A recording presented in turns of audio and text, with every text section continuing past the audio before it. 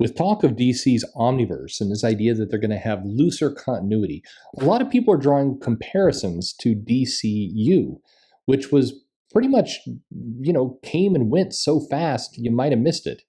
So, what was DCU? Are there lessons that we can take from that experiment that apply to today? Why did it fail? Why wasn't it successful? And what were the parts of it that actually were a good idea that never really had time to roll out? We're going to go into that.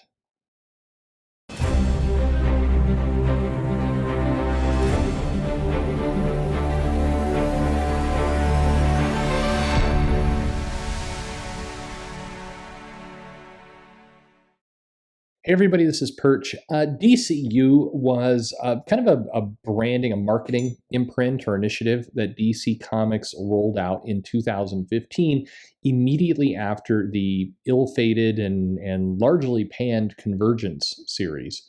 And it was seen as an evolution or step forward away from what some of the complaints of the New 52 were all about. And it fed into kind of Dan Didio's general obsession with changing things around from time to time when they didn't seem like they were taking. So the parts of DCU that were a good idea is that they cited that they were going to put a bigger emphasis over story than continuity. And those are words that you're hearing right now again come out with the DC Omniverse. It feels to me like some of the people who are still at DC, the Jim Lees, maybe Scott Snyders, etc., probably are fond of this approach because it does seem as a counter to a lot of what Dan Didio was really focusing on, which was trying to make the continuity all work, trying to clean up the universe, etc. So these two kind of polar opposites swing back and forth. The idea that you're going to focus on story over continuity is a good one, and I can tell you that from both a fan reader perspective, a customer perspective, and as a retailer perspective. Strong stories win the day. Strong comics that you can market, get behind, and really understand are what works in the marketplace. Too much attention to continuity tends to confuse and alienate our readers. Now, please don't mistake me. I'm not saying you dump continuity out the window. It's just we can tell by sales numbers that if you have a really powerful creative team telling a really powerful story, that's going to be a lot more compelling for people to wrap their minds around, both existing readers and new ones, than to say, hey, here's an example of the yearly timeline of how all these stories fit together, and we're going to do another crisis to clean up all the things that are too complicated in our continuity and try and streamline things. Those kind of elements tend to confuse people over time. But this is where the similarity, or this is where the good ideas kind of end. So the problem with this is that DC, and you saw in the titles they rolled out, they tried to not worry so much about, for example, Jim Gordon's age and Black Canary's established continuity and what she's doing. Does it make any real sense that Black Canary is now a kind of a punk rock singer when she has this other established history with the Justice League and other things? And by the way, we're in the New 52 world, so who knows how much of that was still mattering anyway. The challenge is that the stories themselves were often not compelling.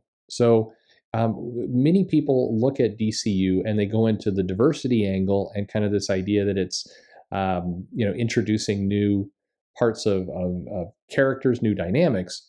But they miss kind of the obvious reason it failed. And make no mistake about it, the DCU initiative failed, and it failed hard.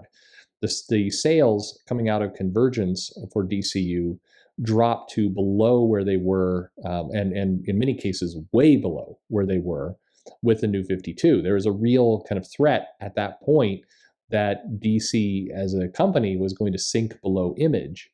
Now, this can't all be blamed on DCU. Like I mentioned, there was a 2-month Convergence series that was largely panned. And the lesson there for a lot of collectors or a lot of retailers and publishers of what collectors would do was that when you give people a 2-month out, a 2-month jumping off point, we're going to interrupt the titles and do something different, and especially if we're doing something radically different, it gives them a good excuse to stop collecting. And where I think there should be some big warning signs going off right now is Future State is another 2-month interruption of the comics where they're going to be throwing out some bold, new, crazy ideas and other things.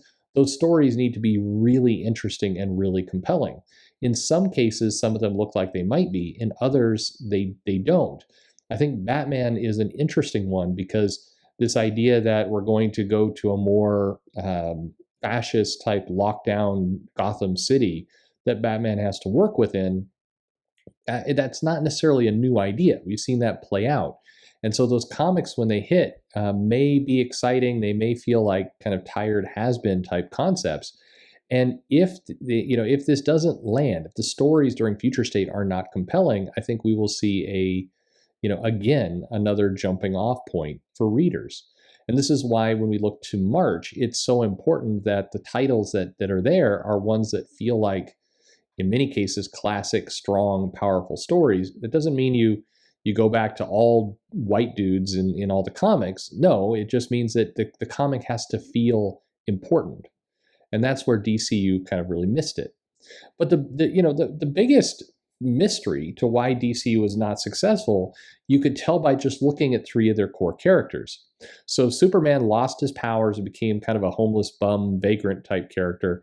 He dropped the cape, he went in short sleeves, he got a buzz cut, and he was surly. That version of the character really bore no resemblance to any Superman people have seen before, and it wasn't interesting. In many cases, that version of the character was like a lot of other, it became very generic. There were plenty of characters that kind of had that surly, buzz cut, struggle with powers kind of environment, and it took all uniqueness away. Batman, what was going on there is Bruce Wayne was presumed dead, and James Gordon became the new Batman. And Gordon had this bat armor, and and weirdly seemed to lose 30 years of his life. Younger, got about 30 years younger and more fit. And that was just a strange kind of oddball storyline to put in there. Keep in mind, we also had Year Zero going on right around that time period, or I think right before that, which was another case of kind of a retrospective look at Batman. So you had a long stretch of Batman that just was not the most compelling must-read comics. And then finally you had Hal Jordan give up his Green Lantern power ring and grab the old Krona power gauntlet and fly around with that with a new look, none of which, or all these things kind of, they took away uniqueness and they took away some of what made the comics work. Now, things that I think were maybe on the right track of some things. Starfire got a lighter tone, kind of worked for a younger audience, and that seemed to more or less take. The title didn't stick, but it did seem to fit at least a little bit more what they were doing. Black Canary is a bit of a wash. Batgirl was kind of all over the place. And then, the crazy part of all this is that arguably part of the reason they went down this path was to, as I mentioned earlier, hit on a new diverse kind of market. And you had things like Midnighter and Omega Men, which were seen as critically successful, pretty decent versions of that. And then you had Batgirl, where she battles a cross-dresser, wasn't a trans character. I don't remember. There's an odd character that they put in there that pissed off the progressive side, and they had already isolated the hardcore collectors, so they really wound up with nobody. And that was the kind of the challenge, is if you're going to go for appealing to a certain market, you have to step all in, or you wind up irritating both people, which is the case of what happened with Batgirl. Overall, I mean, DCU was a confusing message. There was a lot of, this is reflecting your world, but it really didn't. The challenge was, I think DC had in their minds that they were going to appeal to this new diverse audience that they hadn't gotten before. And they said, hey, it's you, but they hadn't gotten that audience yet. They were kind of projecting that they would get that audience. They didn't. And so it just came off as kind of off-putting to their existing core collecting audience. And that, combined with the radical changes to Green Lantern and Bruce and Batman and Superman, and a lot of their core books started to look and feel just wildly different, the whole thing blows up. That is the problem, is that it wasn't, in my opinion, the failure of DCU was a lot less about there being quote unquote diversity and a lot more around their core books. Their money-making core books became weird. They became so unlike what people were used to that the collectors kind of just said no, and they just stopped collecting it, and this title doesn't resemble what we're used to, and new collectors didn't come in. So with any business strategy, you've either got to appeal to the current customer base, or you have to get a new customer base. You can't fail at both of those things, or you have nobody. And at different times, you can pick one or the other. Somebody made a comment. I say way too much. I don't know why.